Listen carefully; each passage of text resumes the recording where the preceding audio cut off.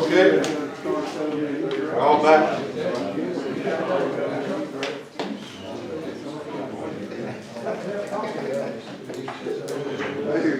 Now, everybody get your book open to page 83.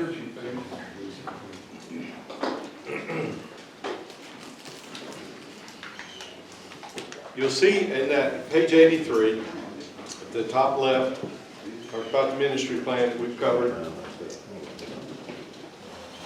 The next paragraph, now read these, and they're here for you to reread and so forth as you need them. But it says when the congregation focuses on mission, they define the boundaries within which they will operate, core values, why the church exists, mission statement, what the church aims to accomplish, vision statement, specific practical steps it will take to achieve its mission, ministry plan. And again, there's less of that has to be fleshed out for them, and more of that needs to be set up for the next pastor. But look at the next paragraph. Next paragraph. Sometimes congregations hesitate to work on mission and vision, believing that it is the pastor's responsibility to cast the vision. That is true. Yes, he has a responsibility as pastor and leader, as Moses, transitioning the people from one place to the next. He's got to hear God and tell the people where he believes God wants him to be going, casting the vision. But unfortunately, this seldom works because the new pastor does not know the community or the people. In other words, he comes in and like, I wish I knew more about what's important to you. If you don't do this, he doesn't know. And consequently, this new pastor cannot bring the vision. They can only bring their own education, background, experience into the new community and to this new group of people. And they're just kind of walking in like, well, here I am, and this is who I am, and this is what's important to me, and this is my educational background, this is my experience background, but it's all about him. And this is where a lot of times churches lose their way, and pastors lose their way. There becomes a distance, a chasm between the pastor and the people, because he intentionally and very well-intentioned thinks this is what they want me to do. But what we're trying to say is this process is going to equip the pastor search team to find the right kind of pastor that matches this church. And the pastor search team doesn't have anything to work with unless they either come up with it themselves or they hear from the people in these teams who put this together and say, okay, this is best of our understanding, this is who we are. And this is not poured in concrete, so it doesn't take a spiritual jackhammer for the pastor to come in and rip everything up. This is him seeing an accurate picture of who these people are. And if he looks at that and says, that's not me, he needs to rethink whether he needs to be accepting this leadership role. Really needs to rethink that. It needs to be some matching going on. The one thing I hear more and more from pastors who have gotten into a situation that has not been pleasant, they continually say, this was not a good marriage. This was not a good pairing, partnership. It's not worked. These are good people, and I think I'm a pretty good guy, but together we're just not matching. And so the process of a transitional interim pastor is designed to help us to equip the pastor search team to do the best job they can, to help the church, first of all, understand who we are to the best of our ability, hand it over to the pastor search team. They've heard from the people, they know where we're going, and they can accurately portray a true picture of the church to candidates. Whereas so many churches Pastor search teams do not have a very clear picture. They have a good idea of who they are individually on that team, but they don't necessarily know the heart of the church as a whole. And if there are too many bullies on the team, pastor search team, they're going to totally ignore what anybody else thinks. Because after all, church put me on here because they like my opinion. And so I'm going to put my opinion out and let the next pastor know this is what we are. But this work is the work that the whole church gets engaged in at various levels and gets a good picture of what we're all about as a congregation. So, do you think this impacts the tenure? Pardon me? Do you think this has a big impact on the tenure of a pastor in a church? How long he stays? Versus if he doesn't, they don't do this, I think so. it affects, they find out they're not a good fit after Yeah. the fact, and then they don't stay. Whereas this way, they have a better understanding of the people, and they may cause them to stay Exactly. longer. That's the design. The design is to, and no design, no process is perfect. No process is infallible, but it's a process that whose design and intention is to try to find the right pastor for who we are, which can't be done if we don't even know who we are. We have a lot of ideas of who we are, but there's not unanimity.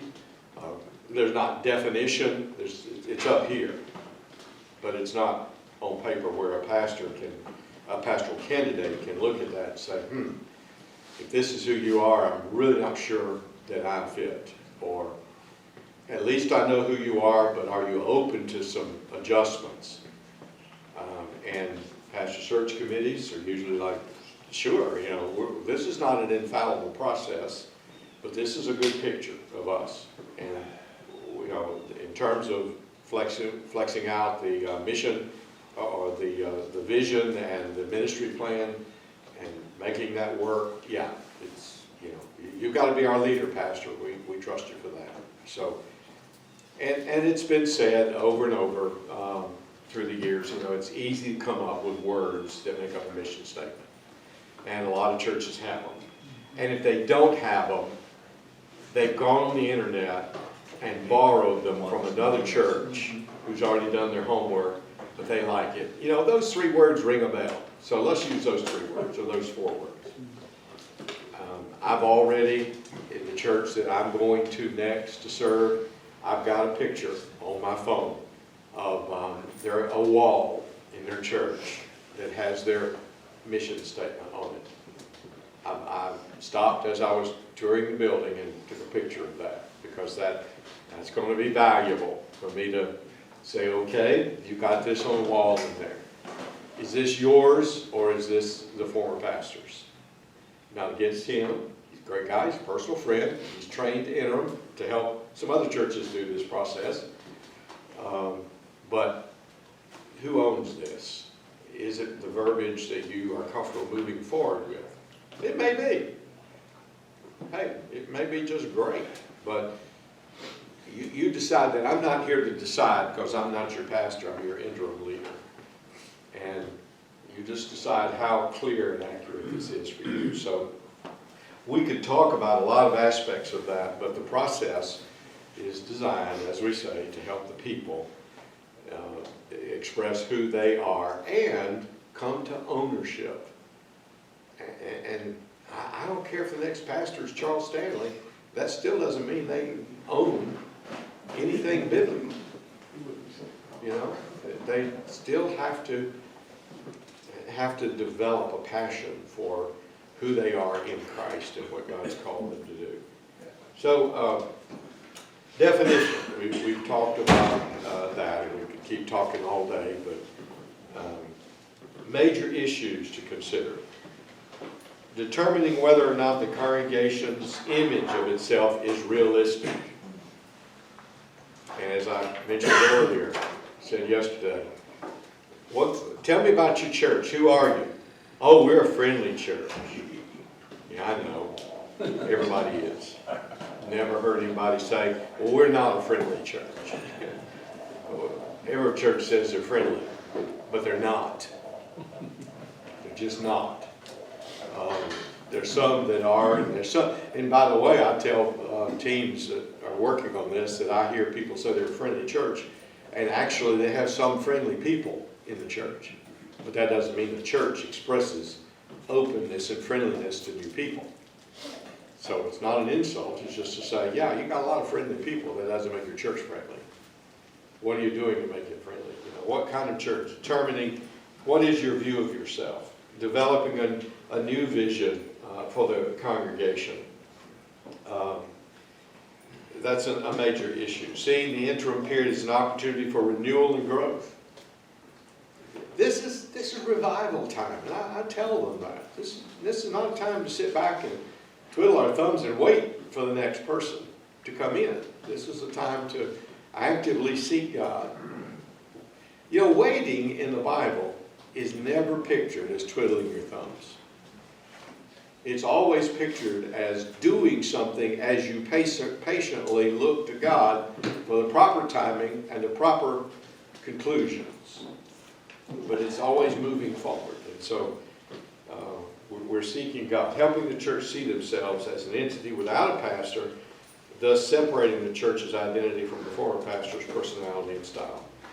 And yes, the church does have the personality of the former pastor. It's just the way it happens.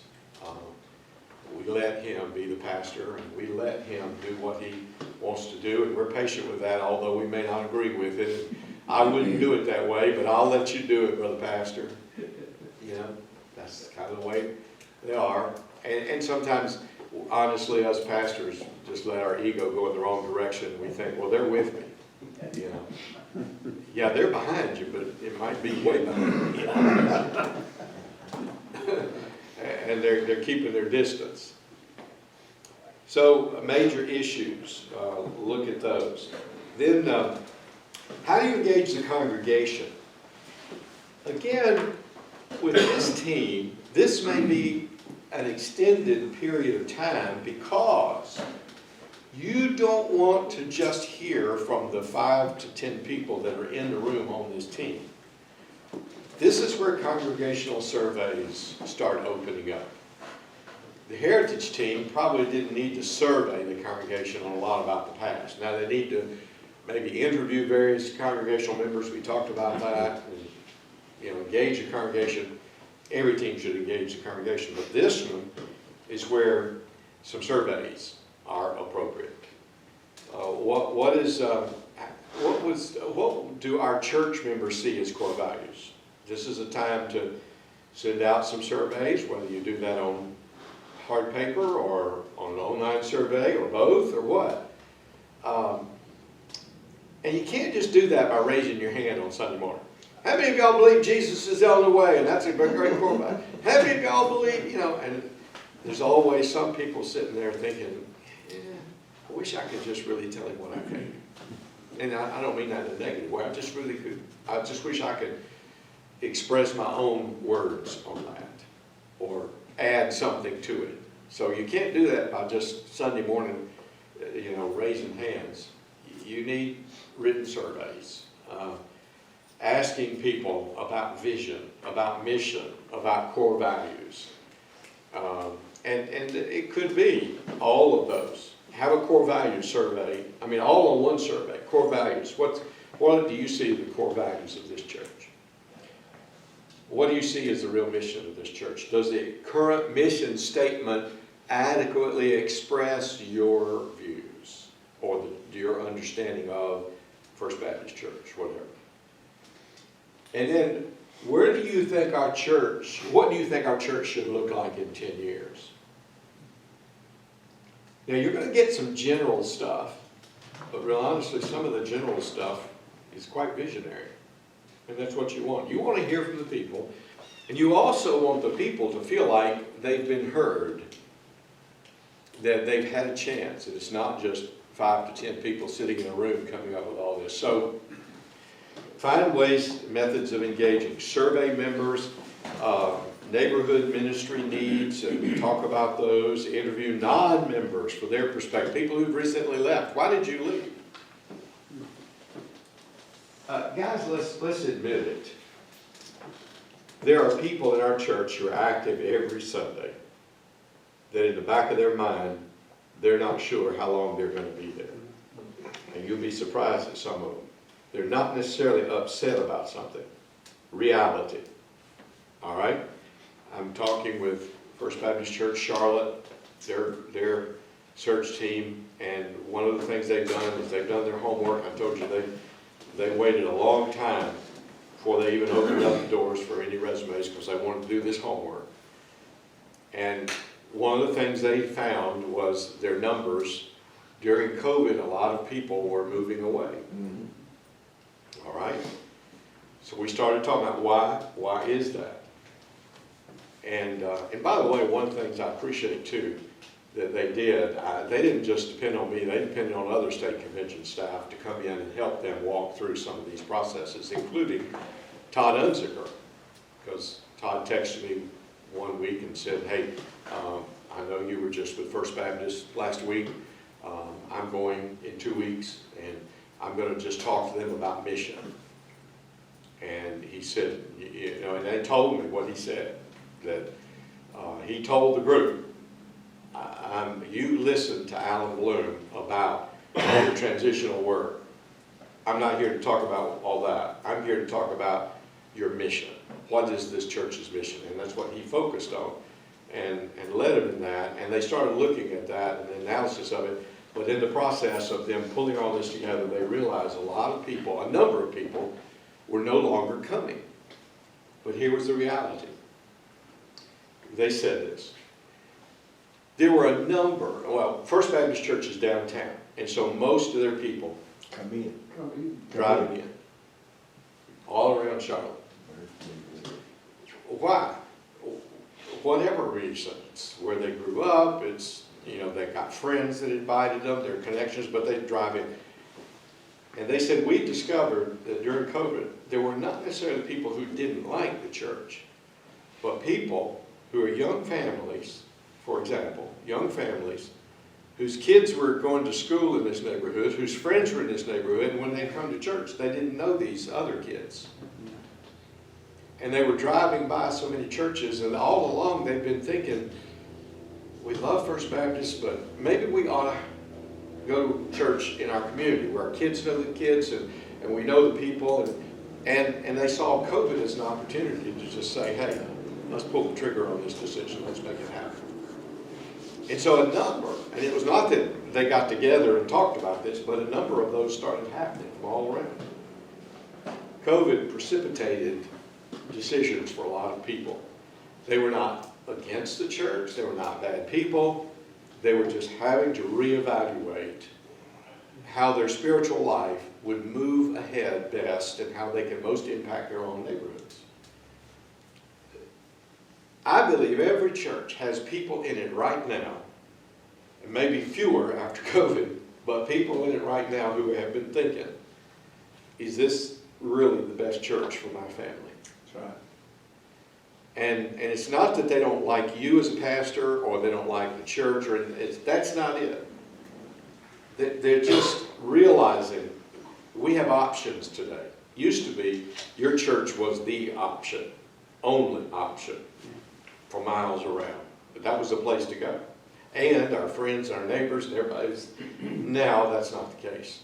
And they've been watching other preaching on TV or on, you know, Zoom or through YouTube and Facebook and everything else, and they're thinking, that's some good preaching. I'm not going to look at that. And so our people are just starting to evaluate more and more what we're all about. That doesn't mean they're ungodly or they've lost their touch with God or whatever, but they're leaving us. And they are joining some other places, perhaps. Some, as you know, have not connected in other places. They've just kind of been feeling like, I don't like church anymore. And this is a good time to just bow out and say, well, I'm not going anywhere. I'll watch it on YouTube. You know. So we're in that time.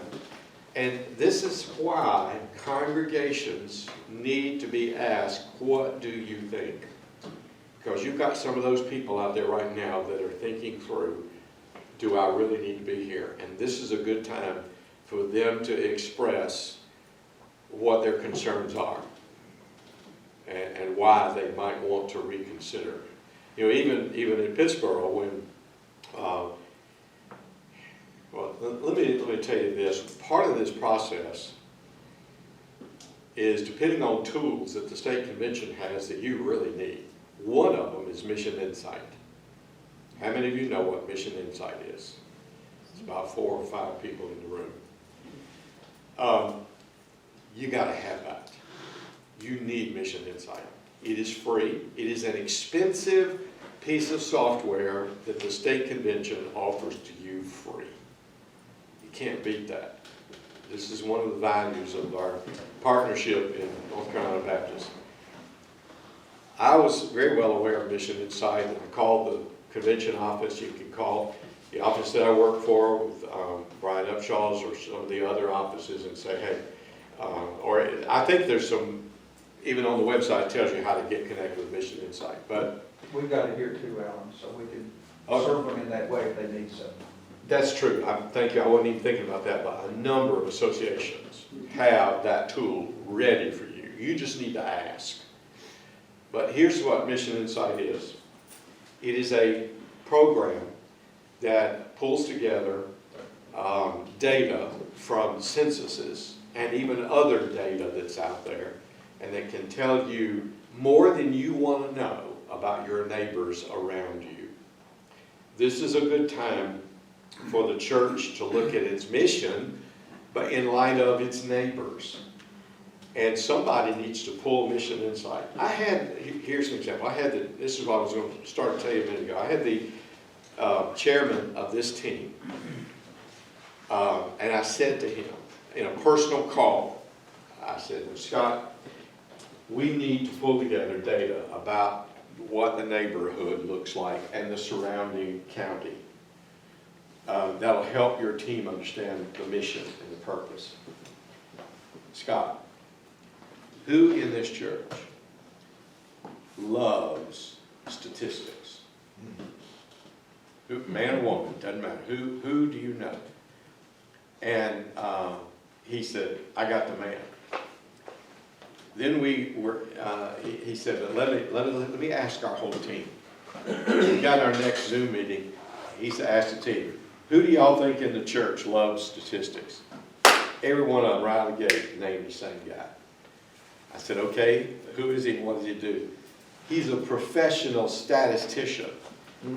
He does statistics for corporations all over the triangle, doing, pulling data together and helping them come to conclusions. I said, that's our man. And got on the phone with him, got on the phone with a representative of the convention who walked us through, said, okay, here's your password, here's your get connected, and they gave us an overview of how this works. And our man was just drooling. You could tell his computer was just about soaked with him just, wow, this is good. Yeah, that's it. That's good. He was just going to town on it. And anybody else, they would have looked at that and said, good grief, what do I need with all this stuff? This is just dead numbers. I don't need, but he was pulling it together because he could see the value. And so we said, okay, what do y'all want him to pull together? Do we want a radius of 1 or 2 miles from the church or 3 miles? Here was the answer. Oh, well, all of our people live like 4 and 5 miles from the church. We don't need that data about what's going on around the church. I'm sorry, I didn't know that was set to ring. Let me turn it off here. Okay, kill that one. So they said we don't need the data around the church. And I said, oh really? Why? Well, we all live, Yeah, but what about the mission field in the neighborhood? So they hadn't been thinking mission in the way I think of mission. So this process is prompting them, triggering new thoughts in their mind about, oh, well, maybe we need to be concerned about 1 mile, 2 miles around us. because the church is downtown. And there's all kinds of people there, but nobody within about 2 miles goes to that church. Nobody. So what's our mission? All right, that's the kind of conversations we need to have. And Mission Insight, and by the way, let me come to you in just a second, but Mission Insight will tell you about the people in your neighborhood, what their education level is, what their annual salary is, what TV stations they watch, who they voted for, what kind of political affiliations they have, what their social values are. I mean, it's like, whoa, they know more about us than we thought. It's in there. You can find out, you've got more data than you can chew on for the next year. But a good person in your church who knows how to pull it down can take this choking data and pull it into just a half a page of basic information that says, these are our lost neighbors. This is who lives around us that doesn't believe what we believe. Do we care about them? How does this impact our mission statement? How do our core values be influential in helping them to develop similar core values? So you're prompting conversations with this mission group that they need to have, and they've never been forced to do this before because they've depended on the pastor to think for them, and they've depended on the pastor to literally believe for them, to trust God for them, and do so many other things. And again, I'm not insulting the lay leaders of the church. I'm just saying, when the pastor says, can I do this? They usually are like, sure, go ahead. That doesn't mean they agree with you. I mean, they're like, yeah, I will let you run with that as far as you want, but we're not behind it. Or we're not helping you. They're indifferent on a lot of things. So now they're engaged. Now they're seeing what's important. And I believe they'll love and respect the next pastor far more than they ever have before, when they've had a chance to buy in to what we're about as a church of Jesus Christ, as a body of Christ in this community. What's God called us to do? So I was going to just give a testimonial. We're using Mission Insights. We're doing a vision team at First Baptist. We're actually not doing like a revitalization mission team. We're 5 years in, so we're doing from healthy to vibrant. That's kind of our next phase. And we didn't pull Mission Insight in, and we quizzed our people about who they thought their community was, and we told them who it was using that. And it, like for example, Brevard, everybody thinks retirement town. The #1 age group that grew from 17, the top age group changed from 2017 to 65 and up, to in 2021, it was 35 to 50. wow. And then the school age 0 to 17 became the second largest group. So there was a huge shift that no one had seen. And the #1 religious group within a 5-mile radius of our church, everybody assumed was Baptist because there was a Baptist church on every corner. It's nuns. And guess what the second largest group is? Roman Catholic, 18.6%. Guess what the percentage of Baptists was? 2.4. And we found that out, and my whole committee looked and said, we don't think everything we're doing. Yeah, And I didn't have to say a word. that's And right. it even changed the position. We're getting ready to call another position in our church, and they're going for next gen.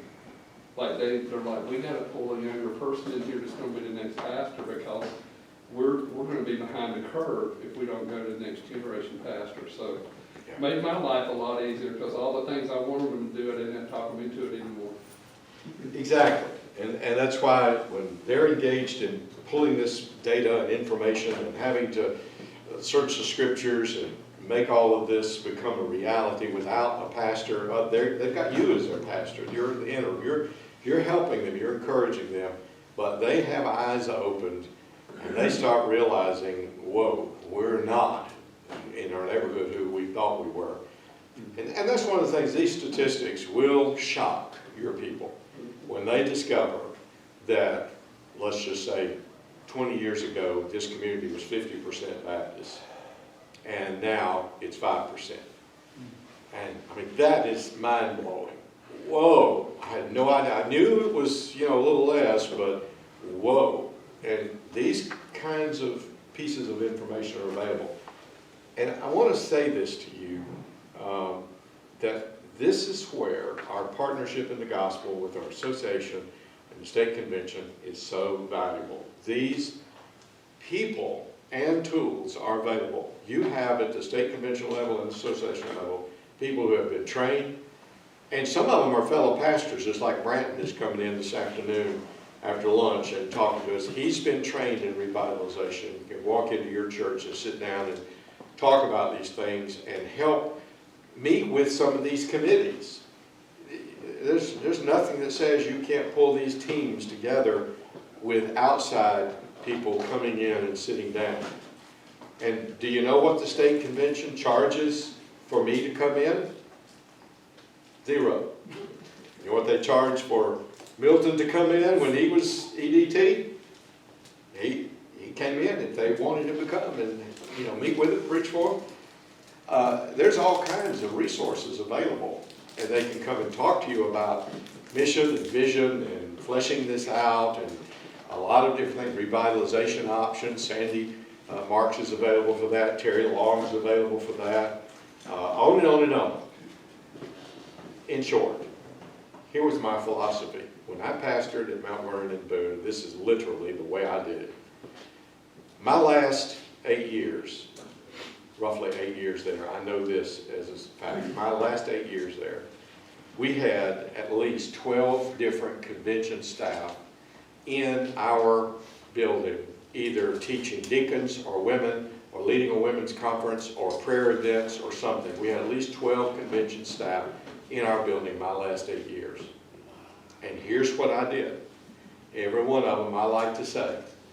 Today, we have Milton Hollifield here preaching for us. He's one of our staff. He's on the staff here at Mount Vernon because we contribute to the cooperative program and we pay for our convention staff. Ashley Allan is coming to lead our women's ministry next week. She's one of our staff. She doesn't have an office in this building. Her office is in Raleigh, Cary, but she's on our staff. And I like to tell people, these people are on our staff. Here's Perry Brindle. He's on our church staff. Hey, I know we think I'm the lone pastor. We only have one person on staff at our church. That's me. No. Our partnership in the gospel means everybody in Cary is on your staff. Everybody in this building is on your staff. We're the same team. And the thing is, we're just sometimes not open to picking up the phone and saying, hey, I need help. Because we don't like to admit we need help sometimes. But I'd like to have your input on this.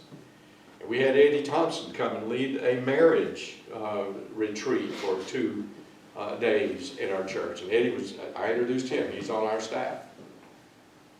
Hey, that's what these people need to be involved in as well when they're on teams.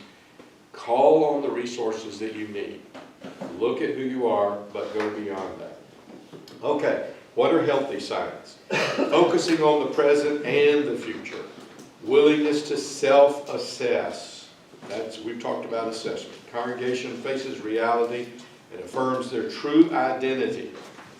Growing excitement about the congregation's envisioned future. These are all healthy signs.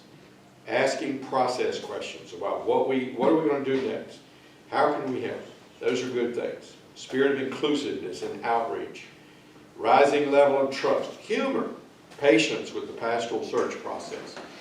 Now that's something you want. You want patience with the pastoral search process. So that's a good thing. There's some caution signs. The focus continues to be on the past. This is always the way we've done it. Resistance to developing new vision. Emphasis on blaming. We can't do this because so-and-so would be offended, or we know that brother so-and-so or sister so-and-so won't do this. Low trust level. Asking, well, who really are we? Who are we? Leaders and others continue to consult the previous pastor. That's not helpful. Maintain the same old programs, desire to rush through the interim, And then some things to keep in mind. Change is constantly taking place in the everyday lives of members. We're driving different cars. We're using different implements and instruments in the kitchen. You know, we're just doing a lot of things different. I used to have a dumb phone. Now I got a smartphone, and you know, not sure how smart it is sometimes, but there are so many things that are changing every day. Now I know, and I tell people, I know that you live in a world of phenomenal change. Everything's changing every day. And many of you like coming to church because you're thinking this is the one point of stability that you have in life. This is the one place that's not a lot of shifting and changing. And yet that can be a detriment to us if we're totally out of touch and we still have hitching posts for horses and not paved driveways for cars. You know, it would be ridiculous for us to just tell people the only way you can get to this church is ride a horse. Because nobody rides a horse anymore. It just, you know, I told you about the bathrooms that might be unbiblical in some people's minds. I told you that story yesterday. Are we going to say, no, our church is not going to have bathrooms in the church because bathrooms are not biblical? That's ridiculous. You know, there's some things that need to change, and the bathrooms have changed from an outhouse way out to moving inside, and that is not a bad thing. What else needs to change, though? We're not going to change our convictions. We still preach the Bible, but you know, change is going on. But we need to decide what needs to shift right now. The transition team should use multiple methods of involving the congregation.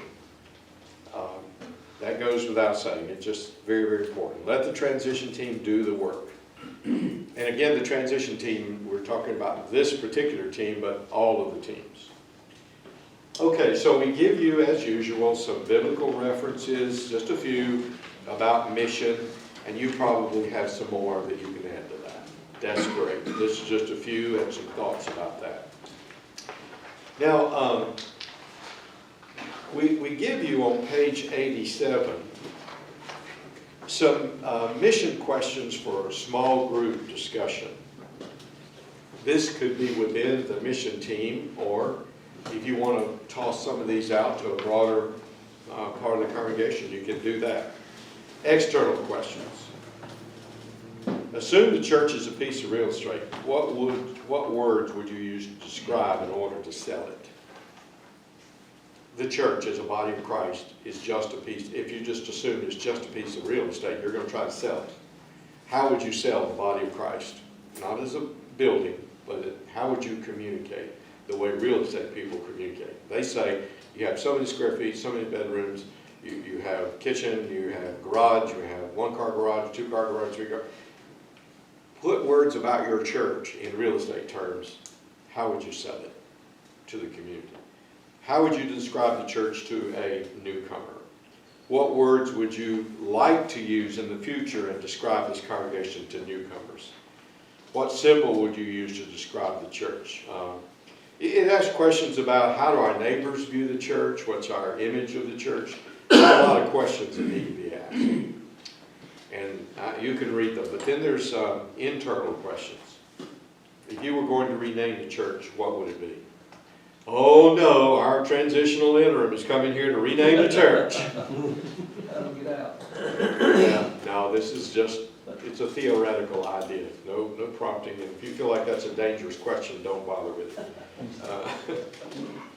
If there are no pastor, no deacons, or no leadership and no buildings, how would you describe us as a church? If you keep only one part of our identity, what would it be? What are our distinguishing marks? What's unique about us? What are we not? What are our values? There's a great list of questions. But these are some things that this team needs to be asking and answering. And it goes on to the next page. You can see why I'm not going to try to read all those to you. You can read that. But this is a resource you need. And you can copy these and give it to the team leader. and he can ask those questions each time the team meets. We put in here another resource for you that's really interesting, a community of hospitality checklist. You can see this covers about 3 pages, and it's very practical. You say you're a friendly church. What would your hospitality score be as a church?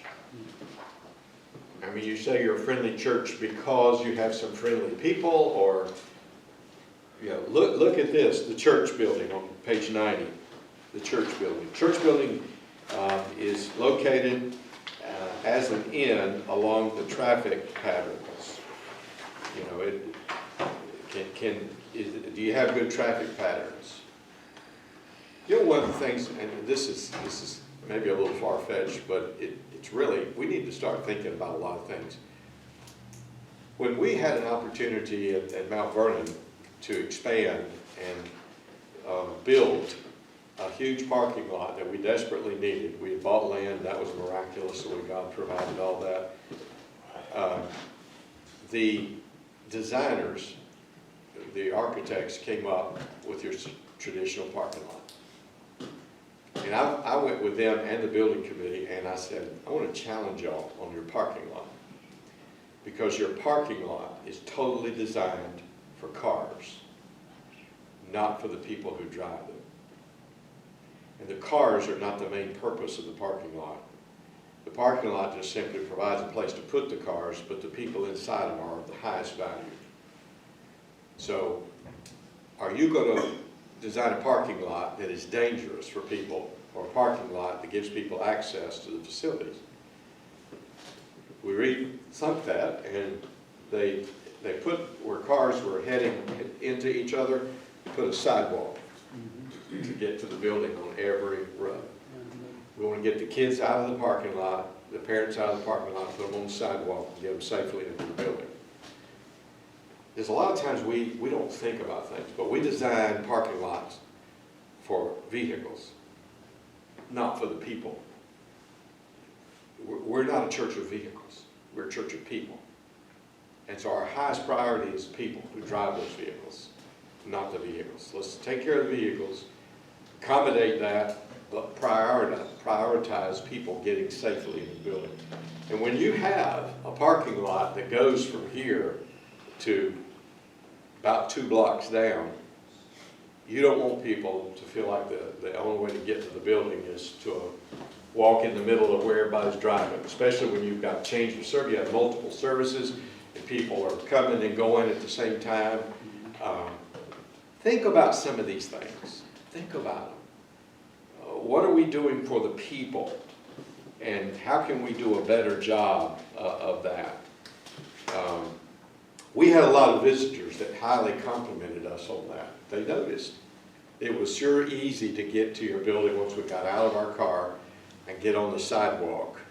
We didn't, if we needed to, we could have done trams. Some larger churches have done that. But, what are the way we're doing it with our building? Can people find your bathrooms? It was interesting at Pittsburgh, one of my biggest concerns, or concerns is another way for saying gripe, one of my biggest concerns about what they had was their bathrooms were so inadequate. But they felt like, well, that meets our needs, but they didn't even think about that. And outsiders coming in, it was ridiculous what a guest had to do to find the bathroom and then to get to it, and then to find that it was just all single holders everywhere, and it was crazy. And I said, I need to do something about this. They said, yeah, we need to do. It's interesting, after the new pastor came, and I didn't complain about it all, but I'd said a few things along the way to the right people. Well, after the new pastor came, my first visit there, which was several months later, they had totally knocked out Sunday school classrooms and expanded the bathrooms closest to the sanctuary and made it more hospitable for guests. But people don't always think about that. It really was awkward. It was awkward. And as a guest coming in the first time, I could see that, but a lot of them, this is the way we come and go. Go use the checklist to look at a lot of different ways. You can evaluate announcements in the services, how you're welcoming people, the order of worship, everything all the way down the line. And Joe? Yeah. Are these available, like in PDF form? Well, you'll have the notebook if you order, if you tell me. I mean, this is in the notebook, so, Okay. yeah, you can have this checklist, and when you take a PDF, you can print one page. You know, it's 140 something pages in here, and you don't have to print it all, you can just print page 90 or whatever. So, yeah, you can print those from PDF and have those. One of the things that churches need to do too, and that we use regularly at Mount Vernon, was to pay somebody to come and be a silent guest, an investigator.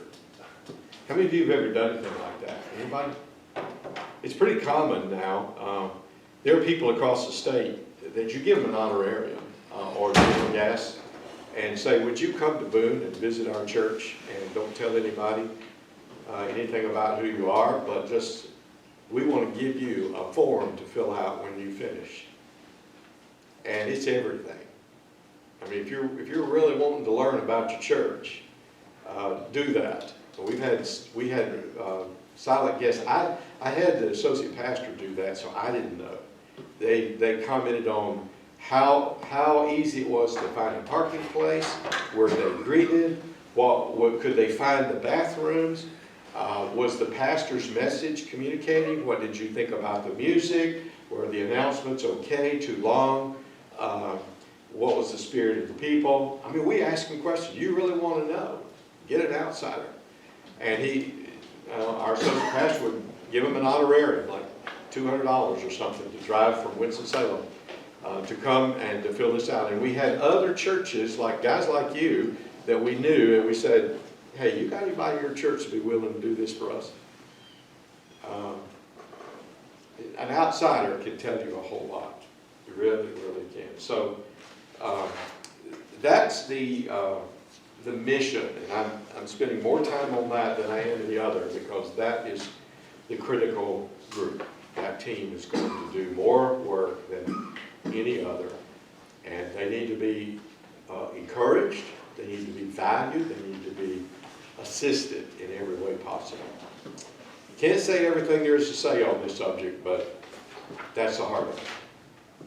Okay? Let's talk about leadership now.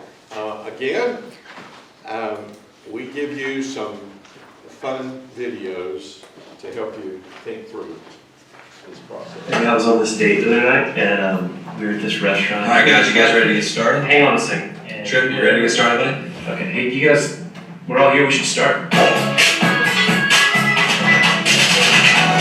right, thanks for coming, guys. I just wanted to take a few minutes and talk about some ideas for the marketing strategy this year. So if you got one, just throw it out there. I'd love to hear. Yeah, how long is this meeting supposed to last? The schedule wasn't exactly clear. Should be out of here at 30. Is that Approximate? Hey guys, sorry I'm a couple minutes late, we got caught in traffic. 7 minutes, actually. What's that? Couple is 2. That's what we're doing, is we're just coming up with some ideas for our new marketing strategy. So, anyone? I think we should implement Pinterest. Oh, that's a fun idea. What about a publicity event in the park? Interesting. But how are you going to plan around the weather? What if it rains? So we'll party in the rain. Okay, just want to emphasize there's no bad ideas here. We're just brainstorming. So. Yeah, I'm just really thinking it'll be a huge waste of money to try to plan around the weather. Yeah, okay, we get your concerns. Nancy, thank you. Okay, anyone else have an idea? Ephraim? I've always wanted to see rain fall down all at once in a big splash instead of small drops over time. I mean, think how it could impact the irrigation system. Okay, Terry? Well, I have an idea from my previous show that I had last year. Let me take that back a little bit. I have this wonderful idea, but it doesn't really make sense unless I just take it back a second and bring it forward together. It was like 3 weeks ago that I remember he said something that I couldn't understand. Hold on a second, Terry, hold on. Thanks for pointing. Here's what we need to do, okay? Lauren, you got this? We do a video submission contest on YouTube. Oh, that's been done. It'll be on Facebook, it'll be on Pinterest, it'll be on If we Twitter. do something with technology, we lose the senior demographic. So, you guys want to see an example? Should we be moving on to the next topic? I mean, it's already quarter after. Quarter after, that's funny. Who knows how to put this on the screen? Up there, because you're not gonna, I want you to see all the details. We have cable, does this cable work? And it's power. I don't know if on the there's an This one. HDMI. That cord's not gonna be long enough. In the back. Is that remote go to the 2 or 3, like TV? HDMI 1. Plenty of time, guys. No rush. HDMI It's working. I got a big marker. Call me on TV. With, Wait, there's turn it also, off, what Michael. do you call it, SVID. Hello? Okay, I've got it working. Hit play. Okay, now imagine hundreds of those floating around the web. You actually, you wanna watch it one more time? No, please. Trev, I think you're on something with this idea. I really like it. Carol, did you get that down? Yeah. Sorry, what is C-test sub YT proofs? Well, I'm abbreviating to make room for all these great ideas. The contest, uploading it to YouTube, funniest, and you get a prize. Wait, where are the other ideas? And time. Where are y'all going? We still have 100% of the things to accomplish.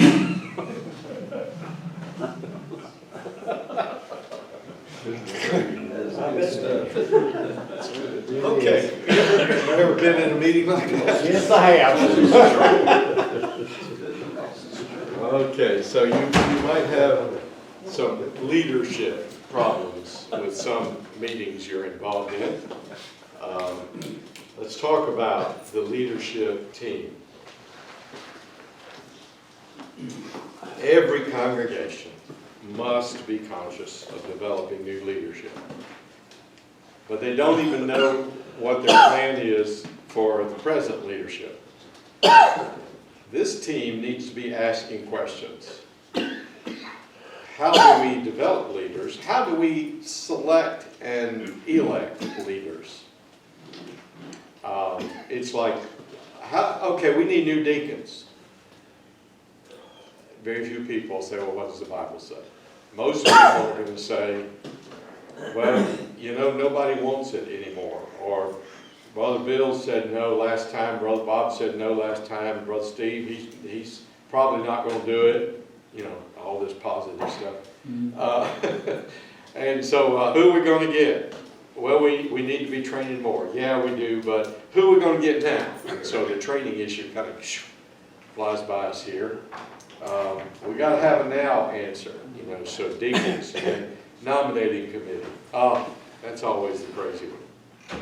Can't get anybody to do all these jobs we have now. Maybe it's a good time to evaluate a lot of our committees. Many teams, many of these leadership teams in this transitional time have ended up doing that very thing, evaluating how many committees we have, what are they doing, can some of them be combined, do we need all of these committees? It is interesting. But it's also interesting, some churches don't have committees. Let me tell you, last summer, I could not believe this. Last summer, I went to preach for a church that was without a pastor, and I was just going to help them out. Went to preach, and got to know the deacon chairman and some other some super sharp people. In fact, this is a rural church that averages several hundred on Sunday.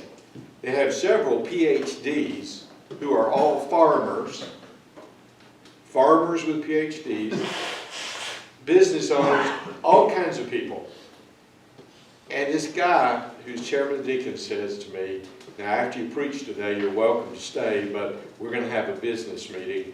If you want to just slip on out, that's fine. We're not offended, but just want you to know we're going to have a business meeting. I said, okay, what do y'all do? Is there something on the business meeting that, you know, would be of interest to me, or do I need to stay?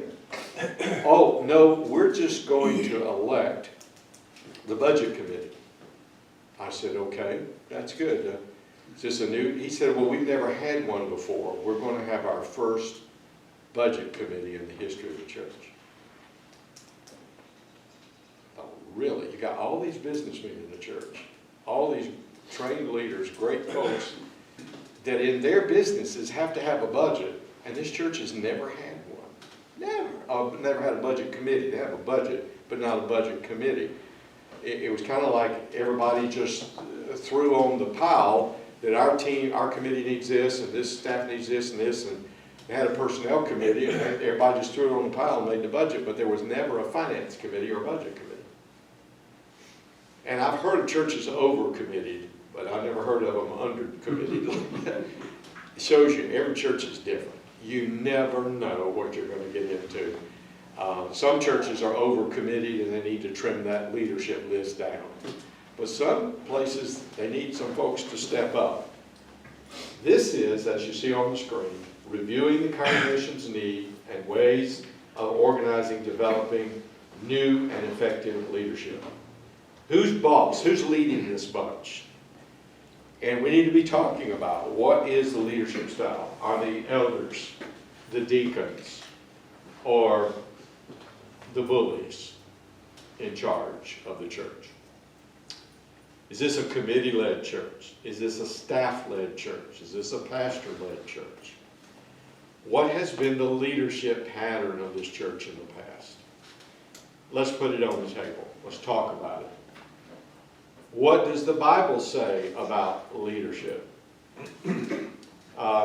You'll be surprised at how many people in the room in a church have read books on leadership, whether it's John Maxwell or somebody else.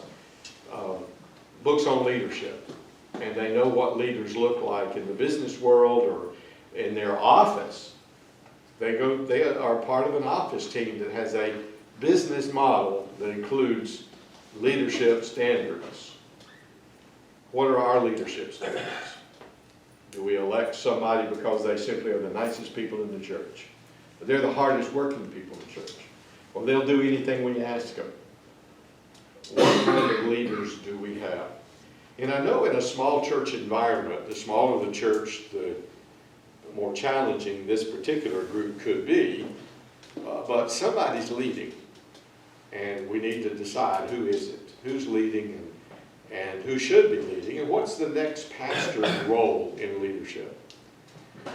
You're going to start developing what is going to be a pastor profile.